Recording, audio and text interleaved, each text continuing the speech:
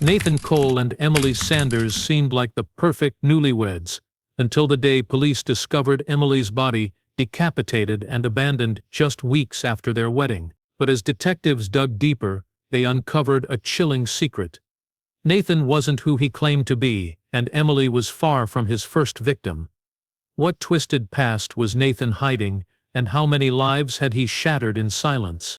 Emily Sanders had always believed in fairy tales. The kind where the right person walks into your life and everything suddenly makes sense. She was 27, kind-hearted, soft-spoken, and adored by her kindergarten students. Life in the quiet Tennessee town of Maple Hollow suited her perfectly. She liked routine, morning coffee on the porch, afternoons at the school library, evenings curled up with a book and Cooper, her golden retriever. Nothing ever changed much in Maple Hollow, and she liked it that way, until Nathan Cole arrived. Nathan was different. He wasn't like the men Emily had grown up around. Farmers, store clerks, mechanics. He was polished, quiet, sharply dressed, and always seemed to be studying everyone in the room. He moved from Chicago for a remote software job, renting a small cabin on the edge of town. He kept mostly to himself. But after meeting Emily at a local fundraiser, he began appearing more frequently in town, always where she was. He offered to help repair her porch steps one day, then showed up at the school's bake sale to donate more than anyone else. People noticed, some called it romantic. A few found it unsettling. Their courtship was brief, just 6 months from first meeting to wedding vows. To most in Maple Hollow, it was fast. Maybe too fast, but Emily glowed in Nathan's presence. She said he understood her in ways no one else ever had. He was thoughtful, respectful, attentive. He remembered every little detail about her, her favorite flowers, the book she'd read as a child, the way she liked her tea. He even knew her dreams of becoming a mother someday. When he proposed, she said yes without hesitation. The wedding was small, just 30 guests. Emily wore her grandmother's lace dress, and Cooper trotted down the aisle with the rings. Everything seemed perfect on the surface. They bought a modest home just outside town, near the woods. Emily decorated it with soft blues and earthy greens. She planted lavender by the porch. Nathan set up a sleek home office downstairs and made sure the security system was always updated. He said he wanted to protect her. She thought it was sweet. But beneath the surface, little cracks began to form. Cracks no one noticed until it was too late.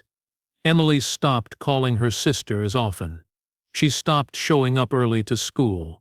She seemed more tired, distracted, like something was always on her mind. When a friend asked if everything was okay, she simply smiled and said married life was an adjustment. But there was something else in her eyes, something unreadable. Then came the night Cooper barked nonstop. Karen Whitmore, their next-door neighbor, assumed he had spotted a raccoon. The woods behind the Cole home were thick and dark, with narrow deer trails and forgotten fences. Karen dismissed the barking and went to bed. No one heard anything unusual that night. No screams, no car engines, no breaking glass. The next morning, Emily didn't show up for school. The principal called her cell. No answer. A coworker texted. Nothing. By noon, concern turned to panic. Karen offered to check on her. She walked over and found the front door locked. Cooper tied to a tree near the edge of the woods. Whining, that's when she followed his gaze.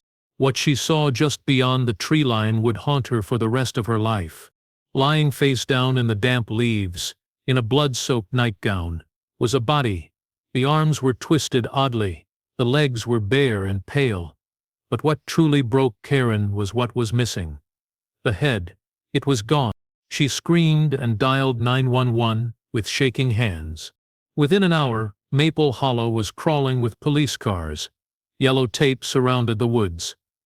Officers moved through the trees in careful, deliberate lines. The town that never made the news suddenly had helicopters buzzing overhead. Everyone asked the same question: how could this happen to Emily? But a better question was, who exactly had she married? The morning sun was barely stretching across the treetops when officers arrived at the Cole residence. A cold breeze moved through the woods, rustling the leaves that covered the narrow trails behind the house. The air smelled of damp earth and pine, but there was something else lingering, something metallic and wrong. Officers moved carefully, their boots crunching softly against the forest floor as they approached the body. The discovery made by neighbor Karen Whitmore was not only horrifying, it was deeply confusing. The woman's body lay in an unnatural position. Her hands were curled slightly, one resting near her side, others stretched out as if trying to crawl away. Her nightgown, once white, was stained dark with blood that had soaked into the soil beneath her. Her head was gone, completely severed. It hadn't been dragged away or hidden in nearby brush. There was simply no sign of it at all. Whoever had done this had taken the time to remove it cleanly and carefully. Detectives quickly confirmed what many already suspected. The victim was Emily Cole. A wedding band, engraved with the initials E.P.N., was found on her left hand. Her distinctive tattoo, a small bluebird just behind her right ear, was also missing, along with the ear. But Emily's friends confirmed she'd had the tattoo for years. The way her limbs were arranged, the precision of the decapitation, it didn't feel random, it felt methodical, intentional. Inside the house, nothing was out of place. The front door was locked from the inside. The windows were secured. There were no signs of a struggle, no blood on the floor, no broken glass. Her keys and purse were still on the kitchen counter. The alarm system hadn't been triggered. Everything looked ordinary. Too ordinary. Nathan arrived just after 11 a.m., driving his sleek black SUV slowly up the gravel driveway. He stepped out, expression unreadable, as the sheriff approached him. Nathan appeared stunned when told of his wife's death. He blinked a few times, then sat down on the porch steps without a word. His hands trembled slightly, but he never cried. He told police he had left the house early that morning around 6 a.m. to get a head start on work. His office was in the nearby town of Jefferson, about 30 minutes away. He claimed he kissed Emily goodbye, let Cooper out for a short walk, then left. But when detectives checked his office building's access logs, they found something that didn't match. Nathan's ID badge hadn't been used to enter the building until nearly 9:40. When asked about the time gap, Nathan said he stopped for breakfast and later pulled over to rest in a church parking lot, complaining of a splitting headache. He couldn't remember exactly where. He said he was just tired. Detectives took note of everything: his vague answers, the lack of emotion, the inconsistencies. But there was no concrete evidence tying Nathan to the crime. His clothes were clean, his car showed no trace of blood or disturbed soil. His alibi, while shaky, wasn't entirely dismissible. And yet, something about his calmness felt rehearsed. Crime scene technicians continued scouring the woods. Dogs were brought in, but they picked up no clear scent trail. There were no footprints, no tire marks, no signs anyone else had been there. The decapitation itself was baffling, done with such precision it almost suggested medical knowledge or practiced skill. Neighbors were interviewed. No one had seen or heard anything unusual. The area behind the Cole home was dense and quiet, rarely used by anyone. Most assumed Emily had never walked there at night. So why had she ended up there? And where was her head? Detectives were left with a disturbing scene, but no clear path forward. A newlywed, murdered in cold blood, a husband with a shaky timeline, a town full of questions, and no answer. Not yet. Detectives focused their attention on Nathan Cole. In murder investigations, the spouse is often the first suspect, not out of assumption, but because statistics pointed in that direction. Still, they had to proceed carefully. Nathan was cooperative, at least on the surface. He answered questions, signed consent forms, and allowed a preliminary search of the house and his vehicle. But something about him didn't sit right. The badge entry discrepancy nagged at the lead detective, Paul Reyes. If Nathan had truly left the house at 6 a.m., There was almost a 4-hour window unaccounted for. His explanation, a stop for coffee, followed by a nap in a church parking lot, felt vague. When pressed, Nathan couldn't name the diner where he supposedly stopped. He said he wasn't familiar with the area yet, and had just wandered until he found something. Surveillance footage from nearby cafes and gas stations turned up nothing. When asked about the last time he saw Emily, Nathan said she was already awake when he got up. He claimed she had trouble sleeping the night before and had stayed in the living room to read. According to him, she was tired but seemed fine. He kissed her forehead, let Cooper out briefly, then left. But when officers reviewed security footage from a neighbor's motion-activated doorbell camera, Cooper could be seen roaming the yard alone around 7:15 a.m., an hour after Nathan said he'd left. It was a small but telling contradiction. There were other strange details. Nathan's phone records showed no activity between 6 hours and 9:40 a.m. No calls, no texts, no app usage, no GPS pings. It was like he'd disappeared for 3 hours. When asked if he had turned off his phone, he said the battery had died. But investigators found that his phone had a 78% charge when powered on later at work. That lie was noted. The medical examiner's report added more weight to the suspicion. Emily had been dead for less than 2 hours before her body was discovered. That placed the estimated time of death somewhere between 7:30 and 9:30 a.m., right in the middle of Nathan's unexplained absence. The wounds suggested the killer had been composed and deliberate, not rushed. No signs of hesitation, no defensive wounds. She hadn't fought back, which meant either she was asleep or she trusted the person who killed her. Detectives asked Nathan about the couple's relationship.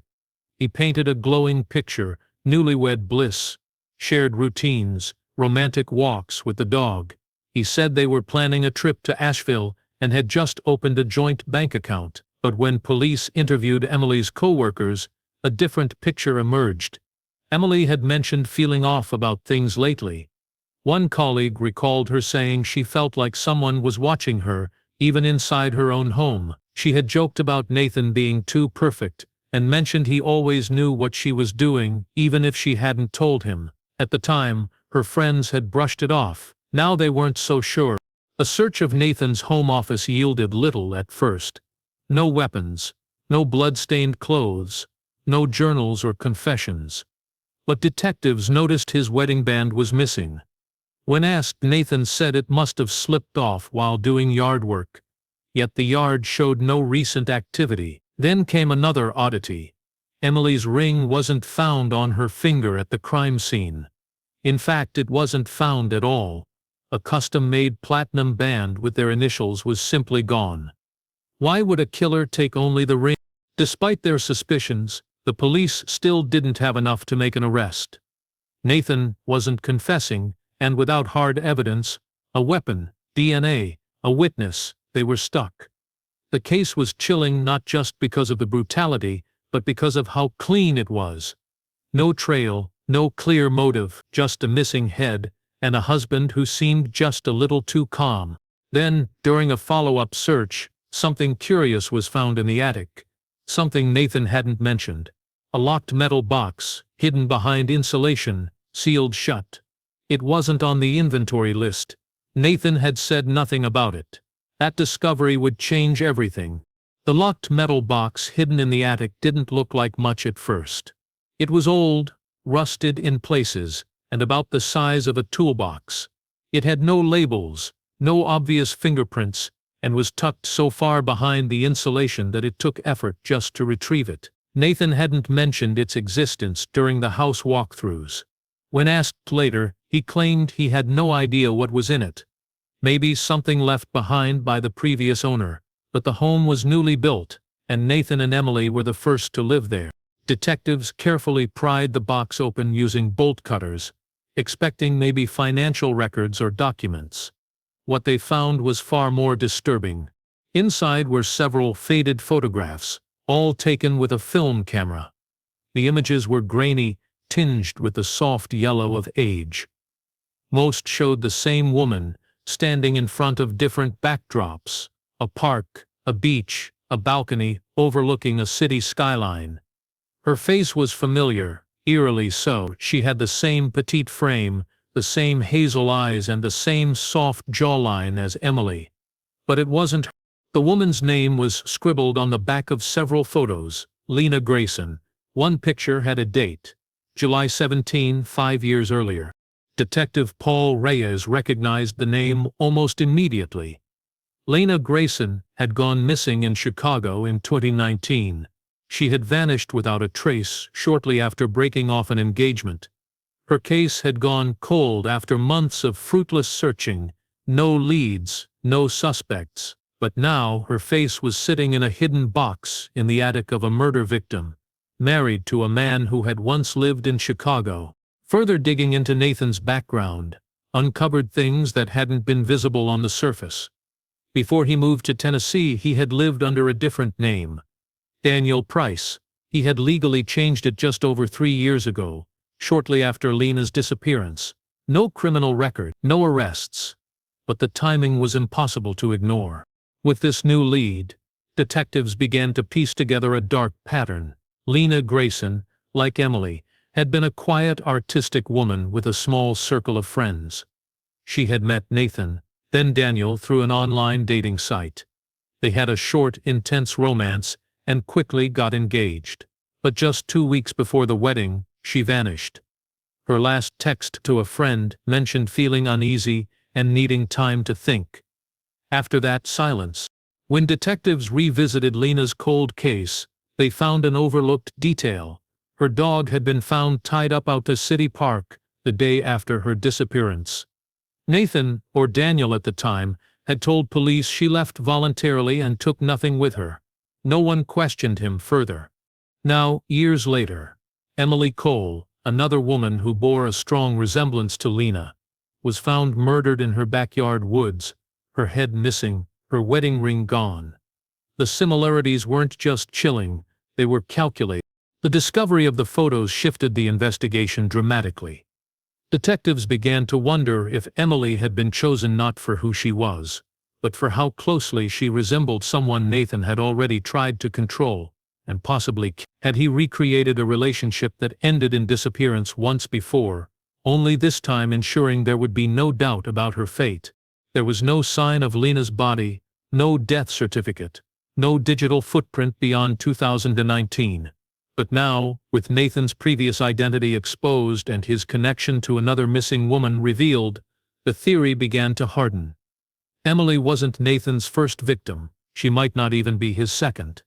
The case that had seemed like a one-time act of brutality was beginning to look like something far darker. Pattern of obsession, identity control and silent, calculated murder. Still, questions remained. Where was Lena's body? Why the decapitation? And what else had Nathan, if that was even his real name, buried along the way? Detectives were growing certain that Nathan Cole was not who he appeared to be. The carefully polished image, the grieving husband, the thoughtful partner, the quiet tech professional, had begun to crack. Behind it was a man with a vanished past, a name change and a possible link to another missing woman. But despite the mounting suspicions, they still lacked hard proof tying him directly to Emily's murder. No murder weapon, no eyewitnesses, no forensic evidence pointing conclusively to him. That changed when Max Dillon entered the picture. Max had been Nathan's closest friend during their time in college back in Illinois. They had shared a dorm room, taken programming courses together, and bonded over late-night gaming marathons. After graduation, they stayed loosely in touch, mostly through encrypted messaging platforms, the kind preferred by tech-savvy people who didn't like being tracked. Max, now living in Michigan, came across a news article about Emily's death purely by accident. When he saw Nathan's name and face, his stomach dropped. It wasn't just that his friend had been accused of murder. It was the memory of something Nathan had once asked him. Something strange even back then. About 2 years earlier, Nathan had contacted Max, out of the blue, claiming he needed help setting up a few secure systems. He said he was involved in a messy breakup and wanted to disappear online, at least temporarily. Max, never one to ask too many questions, agreed to help. He created an untraceable email address, helped set up encrypted data vaults, and designed a custom identity masking program. In return, Nathan paid him a few $1,000s and sent over a list of files he wanted encrypted. Max never looked at the files, at least not until now. Disturbed by what he was seeing in the news, he dug through his backups and found the original files Nathan had sent. The folder was labeled Private Exit Plan. What he found inside shook him to the core. One document contained a detailed list titled Clean Exit Plan, Emotional Break Protocol. It included chilling instructions for erasing digital footprints, using burner phones, and removing identifiers. Another section, more disturbing, was a flow chart with variations on how to stage a missing persons case versus how to stage a disappearance with finality. One note, highlighted in red, read, "If body must be left behind, remove head to delay ID." There were more files. One was a PDF of public records for Lena Grayson, including her social media history, addresses, and high school photos. Another was labeled Profiles, Match Candidates, and listed 4 different women with notes on appearance, routines, and control compatibility. Emily Sanders was among them. Max felt sick. He immediately turned the drive over to Detective Reyes, who had it analyzed by the department's cyber forensics team. Everything checked out. The metadata confirmed the files were created before Emily had even met Nathan. This wasn't a heat-of-the-moment act, it was a long-term plan, carefully mapped with multiple targets. Emily had been selected. But perhaps the most unsettling part was a video clip found buried deep in the encrypted vault. It showed Nathan in a plain room, sitting calmly in front of the camera. He was rehearsing a statement. Over and over he repeated, "I left at 6 a.m. She was reading. I went to work. I didn't see anything." Each take was slightly different, adjusting tone, posture, facial expression. It wasn't grief. It was practice. With this evidence, the case shifted. Nathan was no longer just a person of interest. He was a predator with a pattern. Emily wasn't simply murdered. She had been hunted, chosen, and methodically erased from her life. The motive wasn't money or rage. It was control. And yet, despite the chilling new evidence, there was still one piece missing. Where was Emily's head? The question haunted everyone involved in the investigation. Where was Emily's head? Every lead had hit a dead end. Detectives scoured the nearby woods for days, even bringing in cadaver dogs trained to detect remains. Drones were flown over miles of thick forest. Nearby lakes were dragged. Still, nothing. It was as if the most critical piece of evidence had simply vanished. Without it, the coroner couldn't determine whether Emily had been killed before or after the decapitation. The mystery remained unsolved, until one quiet Thursday morning, when Karen Whitmore, the same neighbor who had found Emily's body, made a chilling remark that would shift the investigation yet again.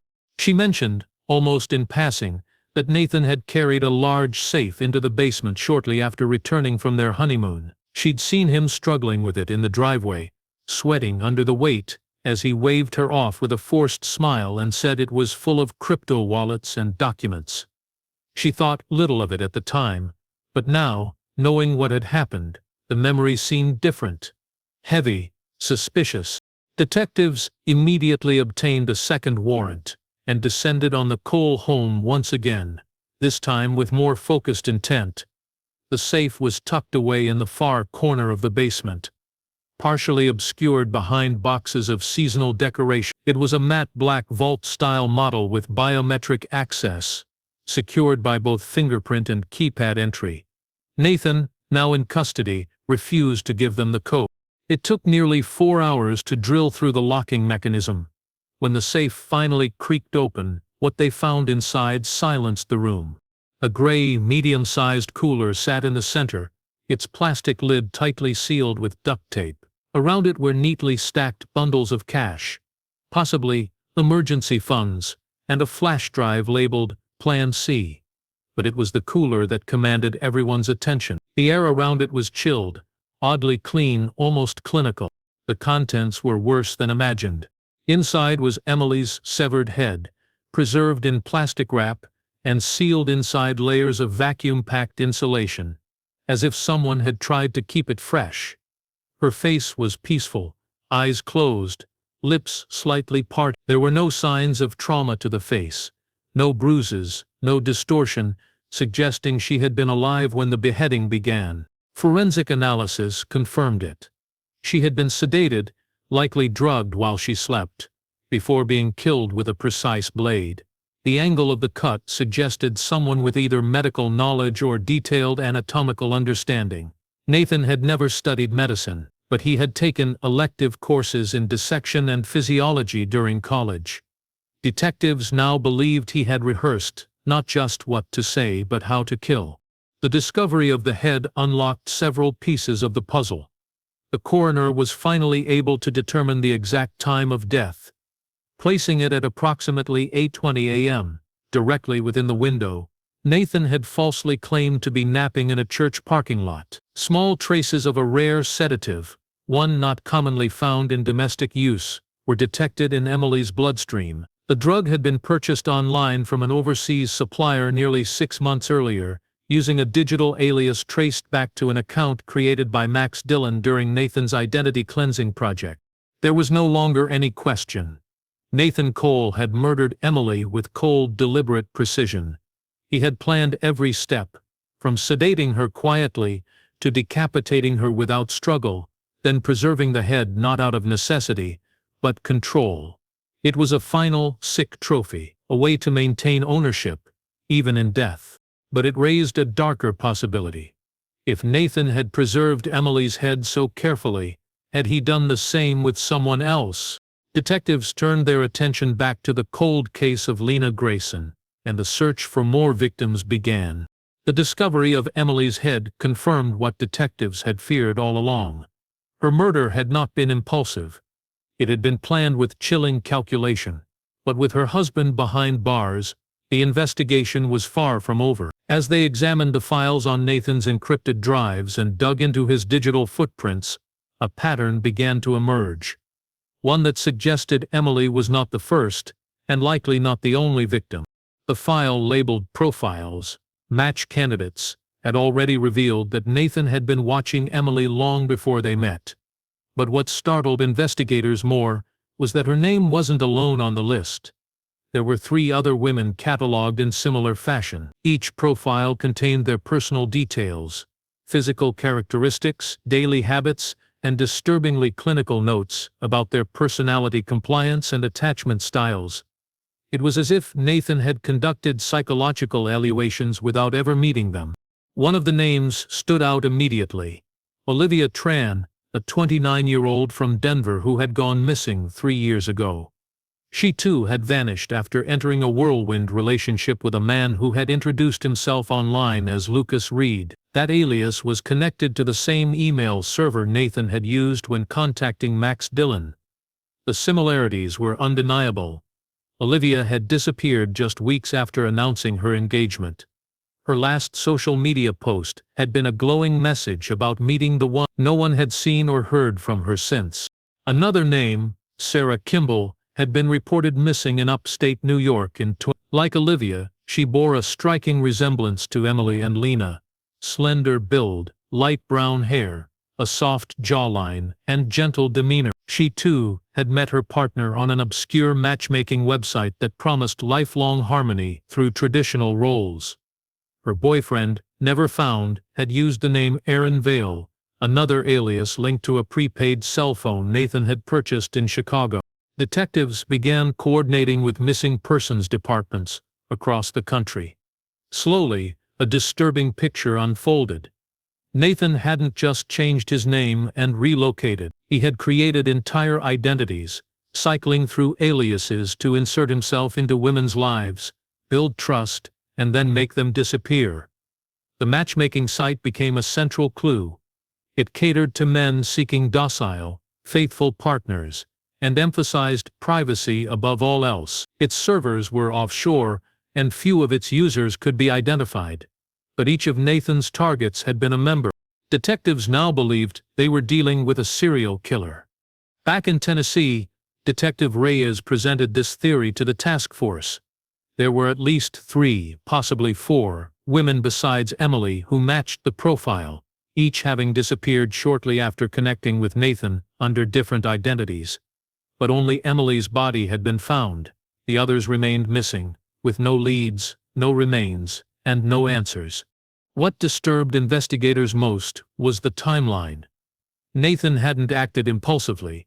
He waited. Months would pass between interactions.